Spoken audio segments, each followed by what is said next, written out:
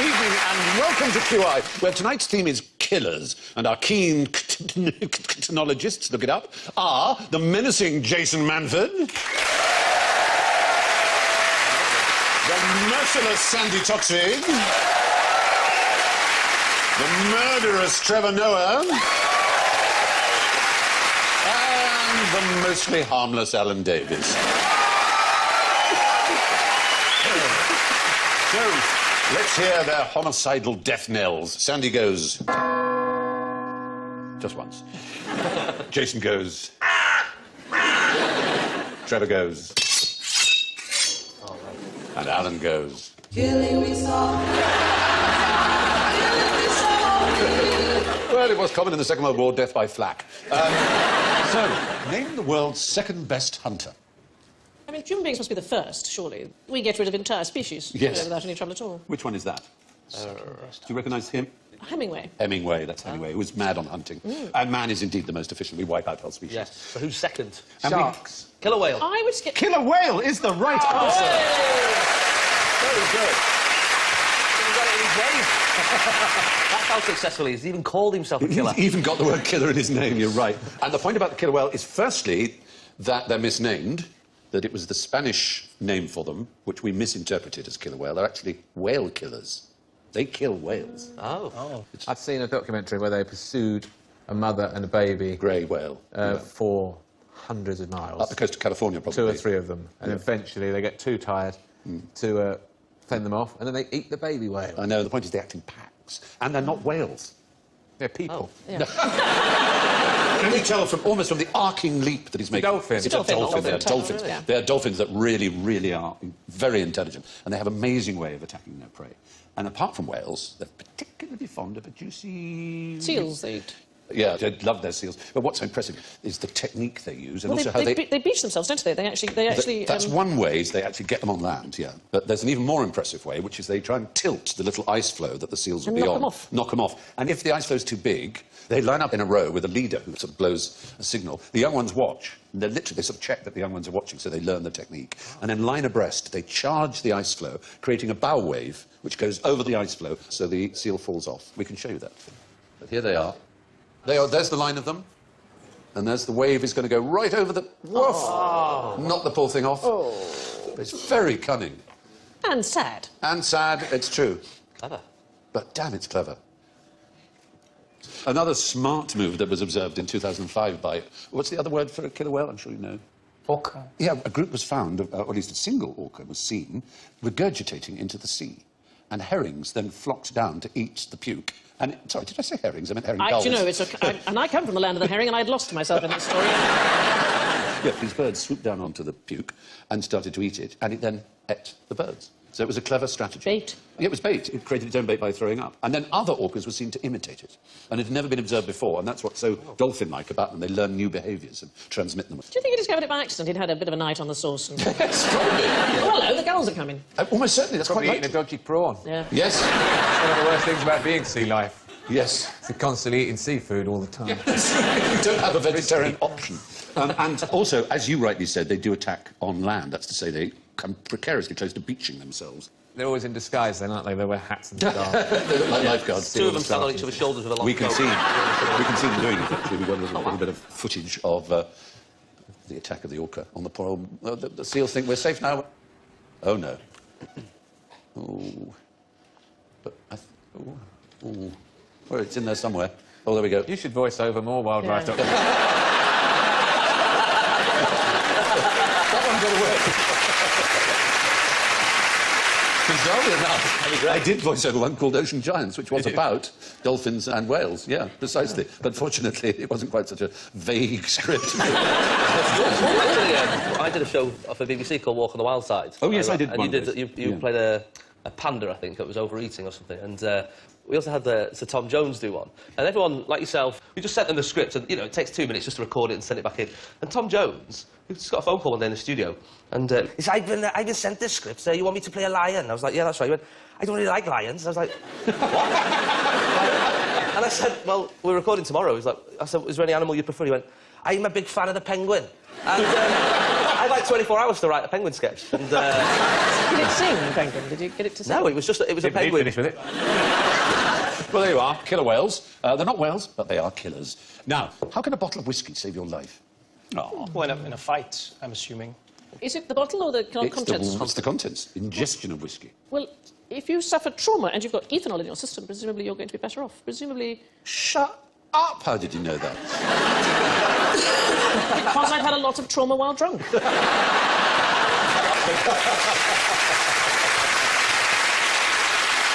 You're absolutely right. There was a documented case where it was literally a bottle of whiskey. There was a New Zealand chef called Duthie who went on a vodka binge and he went blind. He was literally blind drunk.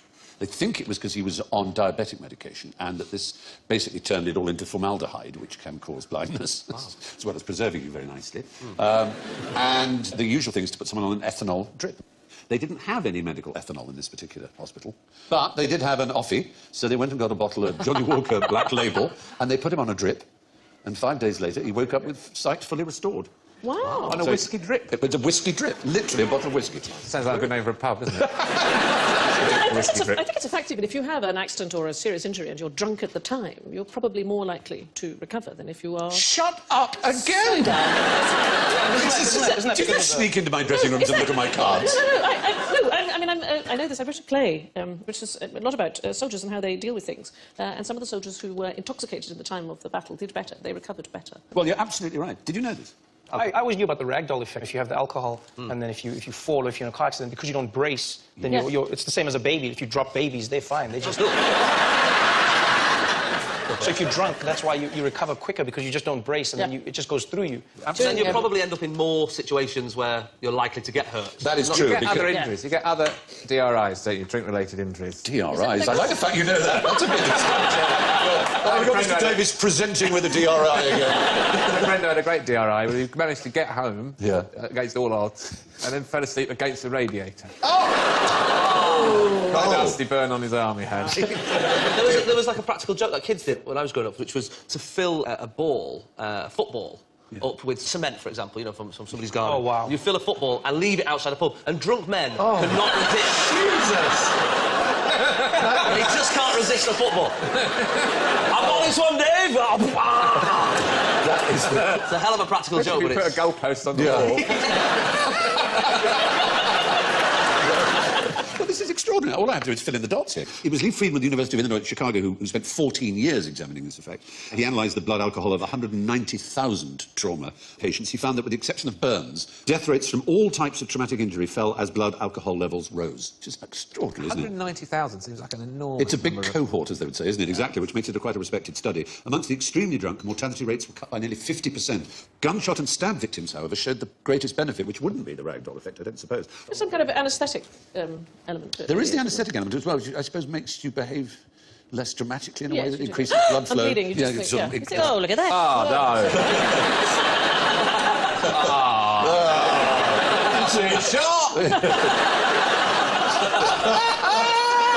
I better just have a short. Then I have to go to the hospital. It's so busy on a weekend.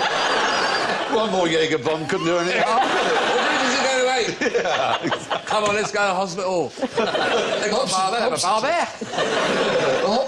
Hopsital. I'm fine. I've been shot. I'm fine. Amongst drivers, however, you were 2 to 4 times more likely to die in a car crash, or of a car crash, as it were, involved in a car crash. But I think you've covered everything quite brilliantly. There's the ragdoll effect, and there seems to be an improvement in recovery from trauma. So if you think you're going to get shot or stabbed, get drunk first. Now, you use a silver bullet for... Vampires. You could try it on a vampire, don't think it'd do any good. It's got to All be a werewolf. silver. All silver does. All the silver. Oh, is silver good for vampires? Yeah, silver's good for vampires. Are these real now? Very knowledgeable about this. The reality of vampire, because part of the myth was that the silver came from the coins that Judas got. You remember? Yes, 30 pieces. The first vampire came from Judas when he hung himself after Jesus. Did he turn into a vampire? Well, they said Judas became the first vampire, and then the silver burns them because that's what they gave Judas to silver betray. He got the silver pieces, so that's why it's silver for all of them. But you want a bullet for a wolf because they fast. Vampires, just the gun is useless. So. Well, that's covered the vampire side of the question quite perfectly. But a square bullet, on the other hand, these don't need to be silver. Against whom would... I think this is I think this is a very old gun, and I think it's something politically incorrect. Is that right? Again, you've been... I'm going to test my cards for your DNA. No, and it's fingerprints. I'm slightly distracted because that so looks like a woman I went out with, but...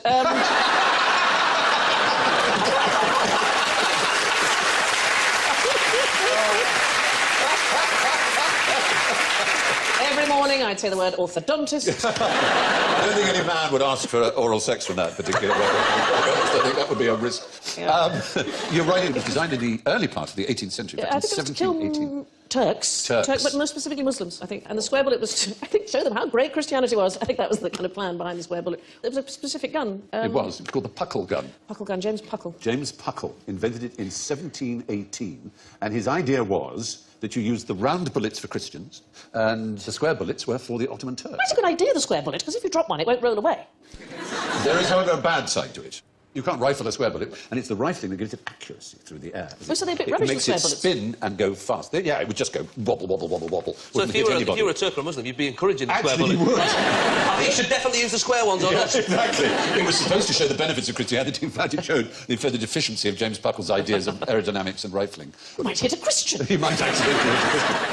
It's not really right to call it the first machine gun, but it was 3 times faster to load and fire than the current musket. It was 9 rounds a minute, which wasn't bad for 1718. It's interesting because I guess technically the first bulletproof vests were created by the Zulus when they were fighting the British. Because Shaka discovered that if you dip your leather shield in water before you go into battle, then the pellets couldn't penetrate. Is it really? Was that... It Yeah, hardened the leather that much? and that's how the Zulus could kill so many. Because what would happen is they only needed 1 bullet, and then they would advance so quickly that then they would kill 5 or 6 British people before they could reload. Do you have Zulu blood in you? I do. you're I from guess that yes, because I mean Xhosa people are of the you're Zulus. Xhosa. Oh, do that yes, again. I'm I half love Xhosa. Oh, do it again. So Oh, I Xhosa, love Xhosa. that. I can't do that. I love that. It's given as an exclamation mark, isn't it? No, that's that the X. click. So there's the 3 clicks. There's the X, which is the, and then there's the Q, and then there's the C, which is. So those are the 3 different. So that's the. You've seduced me. Oh, thank you. Not that you wanted to, I'm sure. Who was that wonderful... Was it Miriam Makeba? Who's Yes, that? the click song. Yeah. Yeah, that's the song.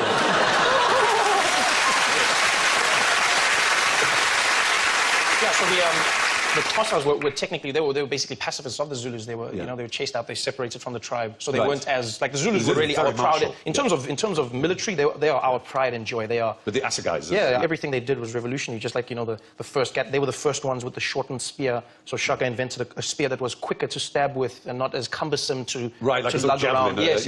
yeah. Because the spear hadn't really been changed over all those years, and So he changed adapted. that. He changed everything. He was one of the best military. Yeah. You know, you guys. If it wasn't for the guns, you guys wouldn't be here. I know, we wouldn't have... Just do that bit of singing again. With the. Just do that bit of singing again. Oh, that's the See, song. you don't know me well, Trevor, but I'm on the turn, I'm telling you.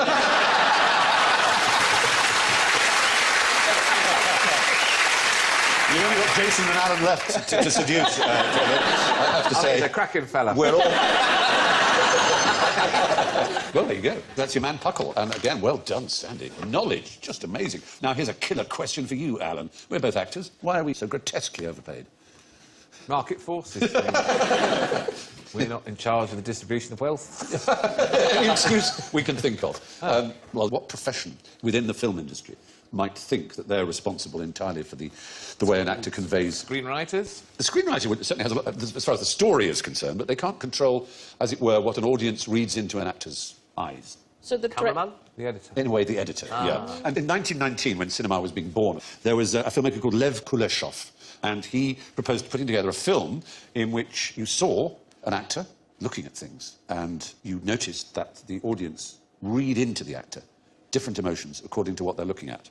So the idea is that they're looking, you know, we think, oh, they're looking melancholy because they're looking at Or something. they're looking hungry. Or they're because looking hungry. Yeah, exactly. But the actor's actually not changed. It's exactly the same shot as the actor. Oh, and this That's the happens... trick of acting. All actors know that. Yes, it's not to act. If in doubt, don't do anything at all. And directors will tell you. Milos famous- Forman famously shouts, "Stop acting! Somebody is acting here!" There's a famous Bogart one, and at the end he looks down on some carnage, and everyone was very impressed by the emotions he portrayed. But the shot had been done much later, and the camera went down low, stood up on a balcony, and the director said, "Look bored." Yes.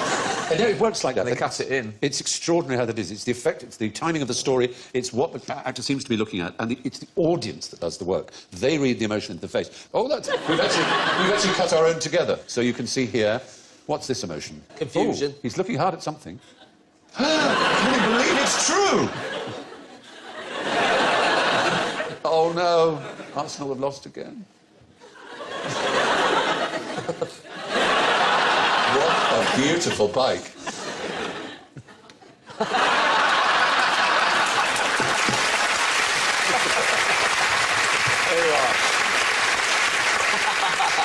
Proof positive as if it were needed.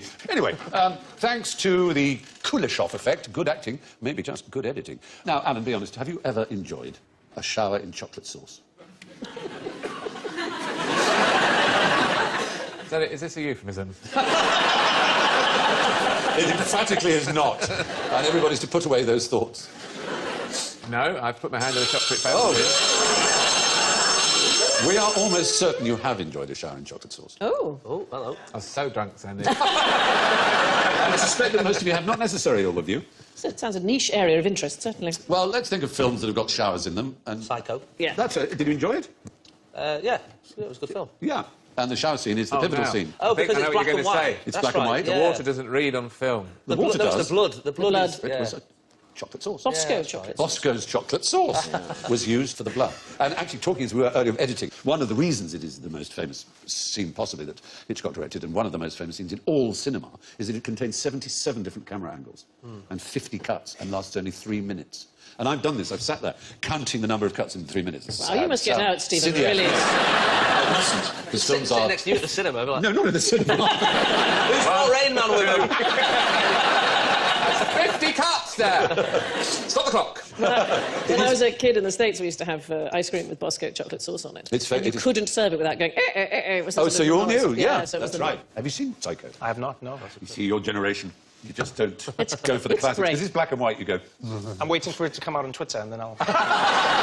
Exactly. The sound of the stabbing, I think, was a knife in a melon. Absolutely right. And actually, Hitchcock first wanted the scene to be just, as they say, effects. In other words, the sound of the water, the sound of the shower curtain being torn, and the sound of the knife going into the cassava melon. But his favourite composer, who composed a lot of his films, Bernard Herrmann, wrote this astounding score with these jagged things and begged him to listen to the version with it. And Hitchcock said, "You're right," and actually doubled his pay on the movie. Hitchcock sounds like Jeremy from Top Gear. Sounds exactly like that. You're right. You're right. Yes. Just 2 seconds in and you're nursing a semi.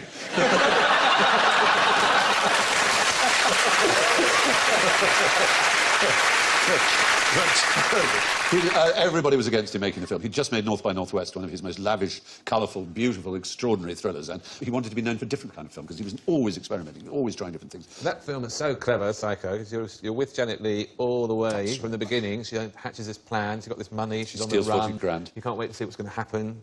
And then she's gone halfway through the film. Oh, thanks for spoiling it. Thank you. I don't feel I have really. No, we didn't. Given the You might picture have of her being guessed. murdered in the shower.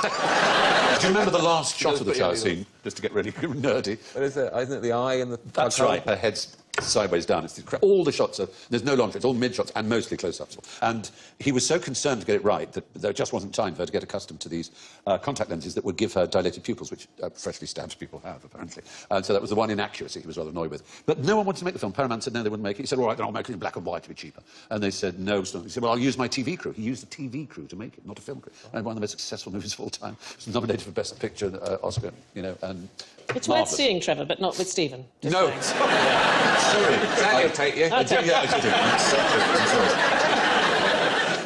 As Do you long- know, this evening has changed my life. Now, describe the curriculum at the British Hate Training Academy. Oh, dear. Like Watching Jeremy Kyle all day and all night. Yeah, that would be... That would be good hate training. It would, actually, wouldn't it? I would imagine that maybe it's very difficult to get soldiers to Kill. hate anybody. Yep. I would imagine maybe there was some scheme to We try had and hate get them. schools. In the Second World War, we had hate schools. Has there ever been a more pointless padlock in the world? You're not getting my shirts! Back off! It's a pretty astonishing look, isn't it? But no, Sandy, you're right. There were hate schools. These medals are sticking into my chest!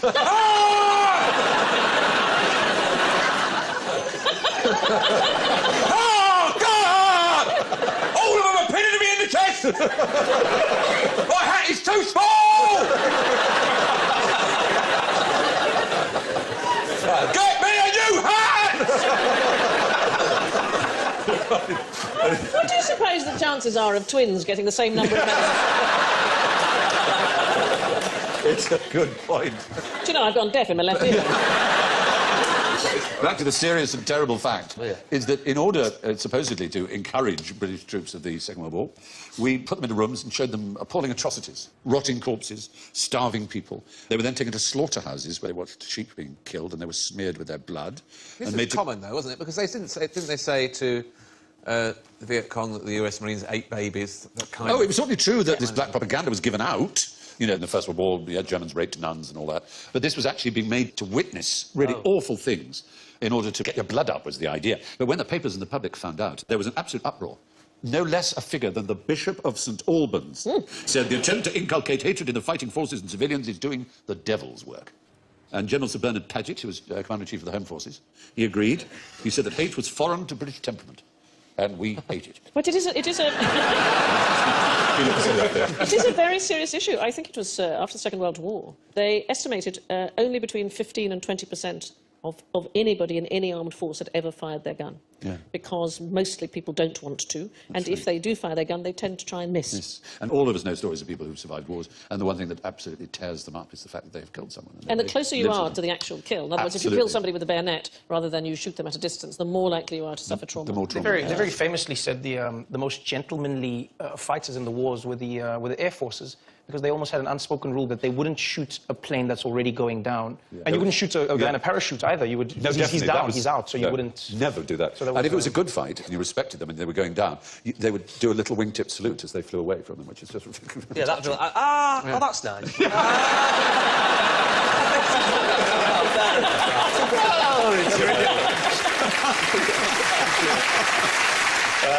Anyway, the fact is why they stopped them, not because of public outrage, because it didn't work.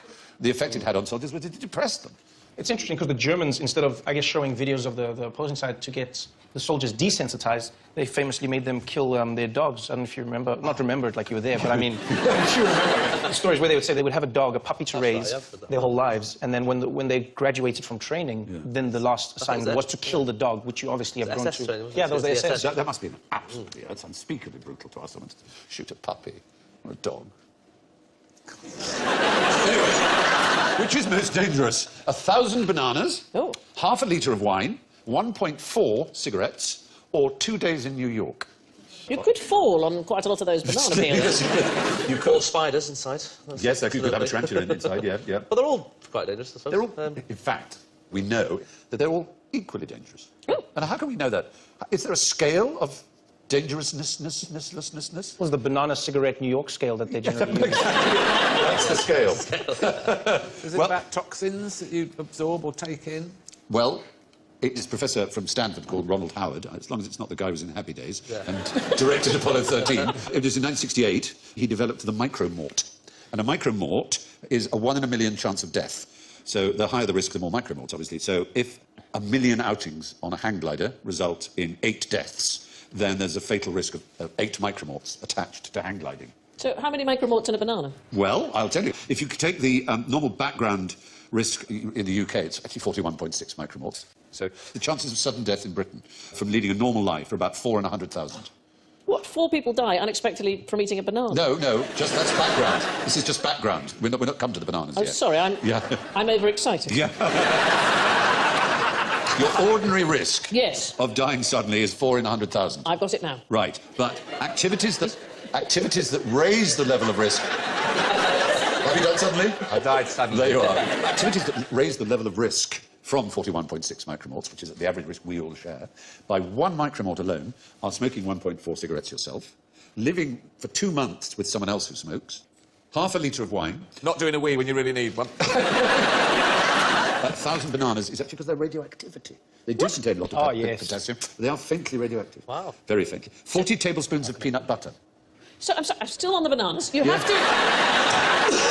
You have to eat 1,000 bananas. If you ate 1,000 bananas, not necessarily all No. at once, because that would kill you straight away. Yes. Yes. The point is, For every 1,000 bananas you eat, Yes. your chances of sudden death increase by 1 micromole. What does it matter with scientists? Who? Who is going to eat 1,000 bananas? Why would you eat this out? Yeah, you don't Over know. your Maybe... lifetime, I've eaten 1,000 bananas. Yeah, I reckon about So should you be counting how many bananas you've eaten? No. It's only 1 micromole. It's a 1 in a million chance. But how does the 1,000th banana kill Because of you? the level of radioactivity. Oh, God. For every 1,000 you eat, you already got 41.6 micromoles. I feel which is unwell. I'll give you a book to read afterwards. Thank You you, can explain Carl. it. Go It to New takes York, too have long. a cigarette with a glass of wine and a banana split. Fuck you, world.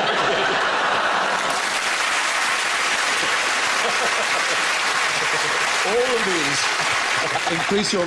they're such tiny margins, that's all. I'm going down. My headmistress at boarding school was always in a terrible panic about fruit. Fruit. Fruit, yes, she found that... She spent hours teaching us how to eat a banana correctly, and because of the manners. And I remember her We saying... mustn't make the cheeks fall. And you don't do this either.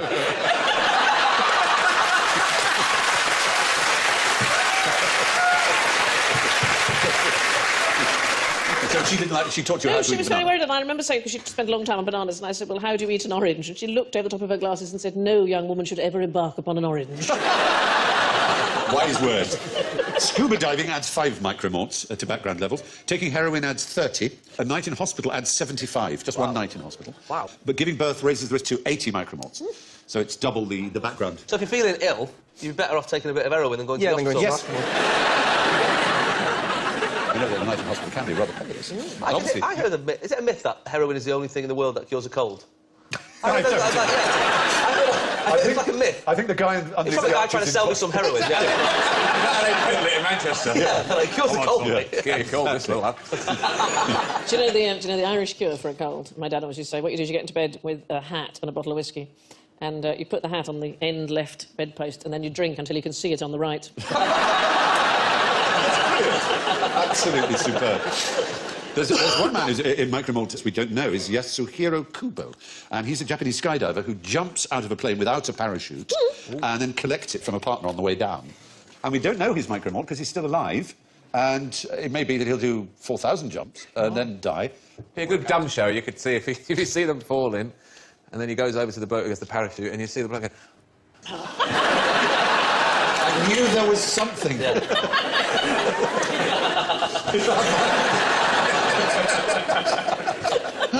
Oh, that is so distressing. Anyway. Now, what can we do to stop the killer robots? Oh. Well, you may say that's Go a silly upstairs. robot. If you go upstairs. The Daleks have shown that doesn't work now. They can hover. this is a Robot Wars one. Yes, Robot Wars. It's about legislation, isn't it? Are they not trying to legislate against these? Well, they are indeed. There's a global campaign led by a group of academics and Nobel Peace Prize winners who see a very real threat, and they're not wrong. Look at the development of drones in the American army. Robotic killing machines are very close indeed.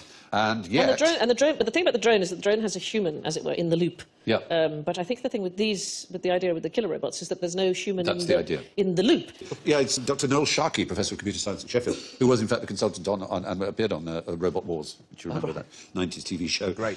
Did you have such a thing in South African television? I think we might have gotten your Robot Wars. We had none, so... I was very astonished when I first went to South Africa, and I was in Cape Town asking for directions, and they said, yeah, turn right at the third robot. Oh, yeah, we call... I said, what? We call them robots. We call the lights. traffic lights Traffic lights. robots. They're called robots. We have a very low bar. These are the same guys who invented apartheid. So, I mean, if you look at the... They were impressed. They were impressed. Or even more shocking was when I was filming there, and it was incredibly hot, and someone asked me if I wanted some ice cream. I said, do you want some ice cream? And I realised they were saying ice cream, of course. Chocolate ice cream. Chocolate ice cream. Oh, You just lekker, always Baroon. go that bit too far. Yes, he does, doesn't he? I know. That's Presumably, the robots, they're not covered by the Geneva Convention in any the way. problem. They're not regulated, as I say. That is the real issue. Do you not think we're slowly just going towards a video game? That's what we're building towards. Trevor, No? guess who the US Army is recruiting right Yeah, as we the speak? kids. Guys, who play, if you play video games, Yeah. they say you're at least 50% better than just an average recruit off the They're streets. the ones they're hiring for. But what I'm saying is, if we get to a point where we're fighting Yeah. the things only on video games, Farting. that could be... You said it. Yeah. That's what you do in war. You can't control yourself, and you just...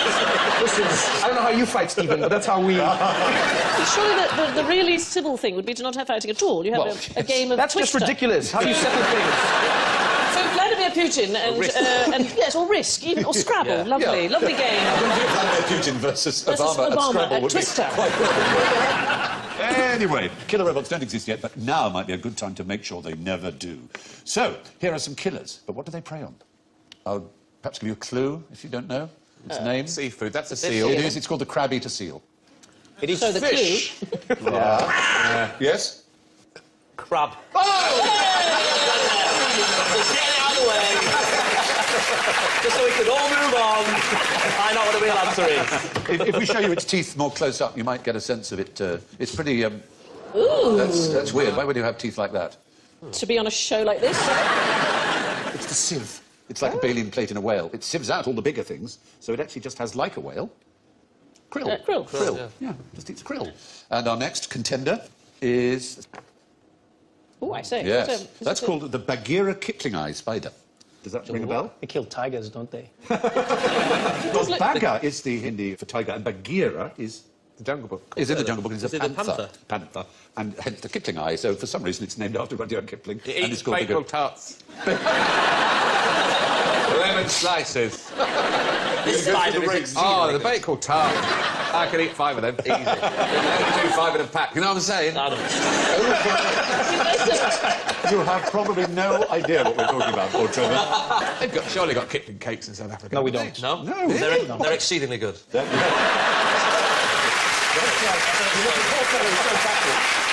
I anyway, think the spider looks like he's trying to be cute for the photograph. it does as he's posing. Hi. Spiders are known to be feeders on what?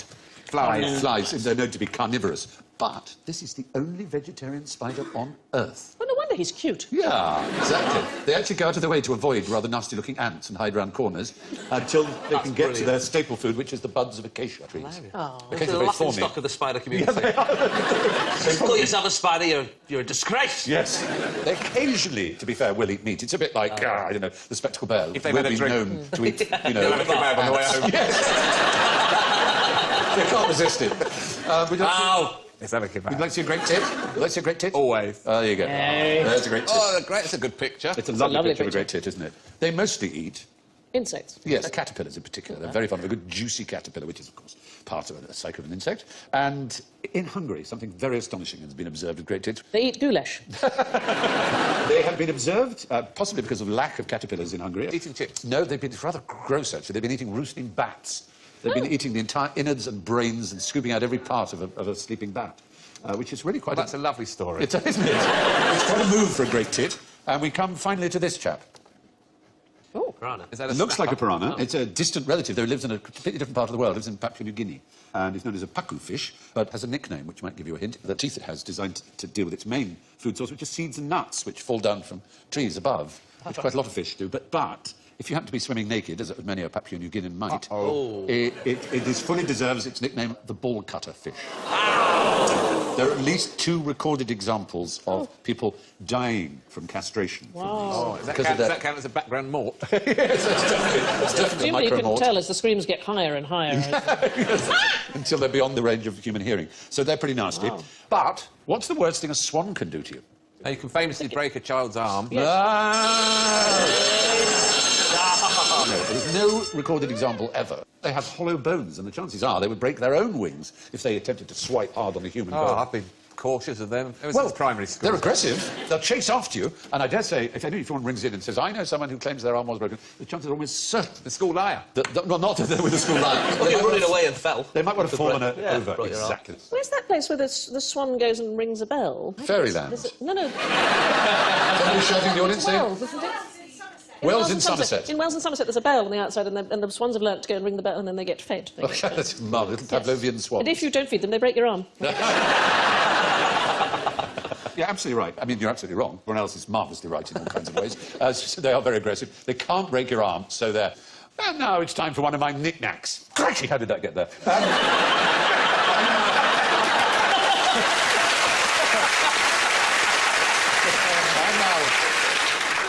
What a marvellous outing for the word crikey. Yes. I'm going to demonstrate to you how a chain reaction takes place. Imagine these are little atoms.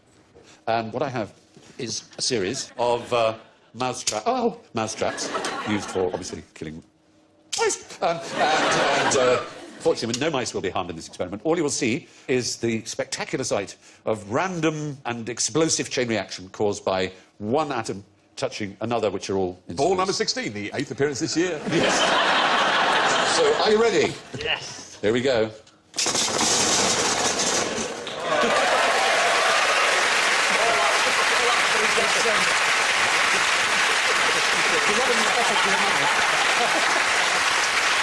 On that nuclear bombshell, we reach the final curtain. It's time for the scores.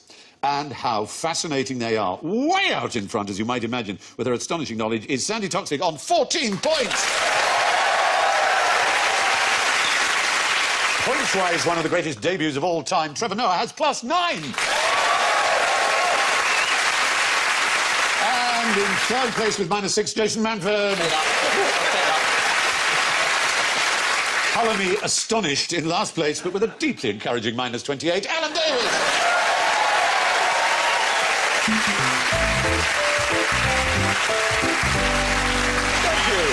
And it only remains for me to thank Trevor, Jason, Sandy and Alan. Good night.